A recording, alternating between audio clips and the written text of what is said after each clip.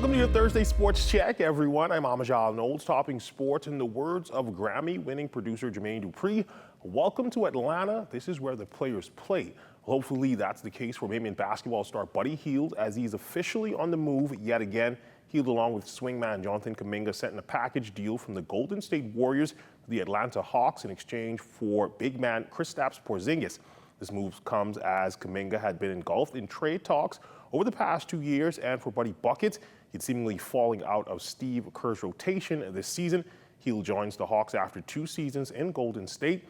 The 33-year-old is averaging 8 points, 2 boards, and just under 2 assists across 18 minutes per game, while shooting what would be a career-low 34% from three-point land.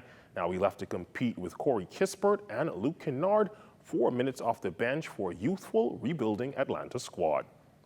So in hopes the GSSA basketball season winding down, and what better way to highlight it with a showdown between the 2 best government school hoops programs over the past 5 years, clashing at a sold-out Donald Davis Gymnasium. Our Eugene Stewart was there last night and filed this report. A jam-packed affair here last night at the GW Davis Gym for the final game of the GSSA season between the Antal Rogers Timberwolves and the C.I. Gibson Rattlers.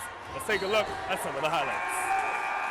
Well, if you weren't there, you missed an all-out match between defending champs, the Anatol Rogers Timberwolves, and the C.I. Gibson Rattlers.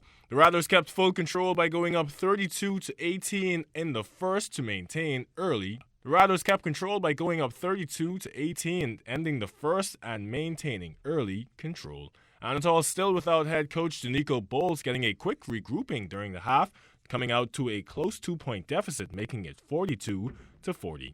In the final quarter, it will be a lights-out game from Darius Hanna to make it 56-53, and the Rattlers would put a stinging on the Timberwolves, 63-57. To get better today, and we did. Our big man didn't get going. He's battling the flu, but no excuse. You know, a win is a win. And they played hard on the defensive side of the ball, and that's what we wanted. You know, we made shots when we needed to. But Anatol just came up and they played tough. You know what I mean? We went up 20-something and made it a game, and we was able to pull out down the stretch. But very good team, and if we buck them in the playoffs, we got to be ready and prepared. The GSSA playoff series for all divisions begin next week, Monday. For ZNS Total Sports, I'm Eugene Stewart. Switching gears, it's perhaps the biggest day on the global sporting calendar. Super Bowl Sunday set for this weekend in Santa Clara, California, as the Seattle Seahawks and New England Patriots battle for gridiron supremacy. And what better way to watch the big game than at a big tailgate party? Balmar set to host their football extravaganza this weekend. And according to their Director of Sales and Marketing, Nadia Bowe, you certainly do not want to miss out.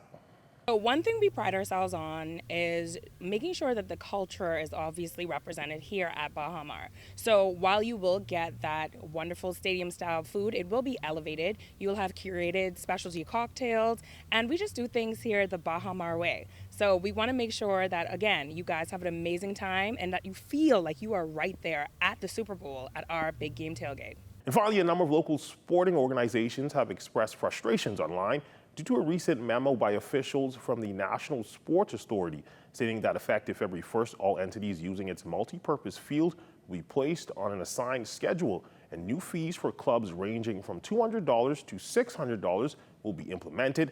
ZNS Total Sports team catching up with an NSA representative who explained the rationale behind the move. The word I would say is progress.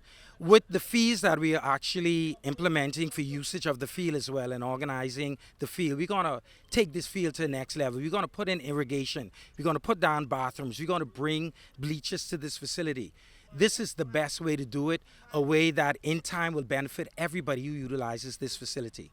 It's absolutely absurd that some persons get to come 5 days a week at the detriment of somebody else. There was no schedule here, so we implemented that to create equity and fairness. We also wanted to ensure safety for everybody using the field. We're presently having persons throwing javelins and discus within inches of somebody who's running or playing soccer or flag football. So this whole initiative is just simply to bring an organized field or play for the field, and to bring some kind of safety measures for the field as well. And that's been Look at Your Sports on this Thursday. I'm Amajal Knowles, signing out until tomorrow.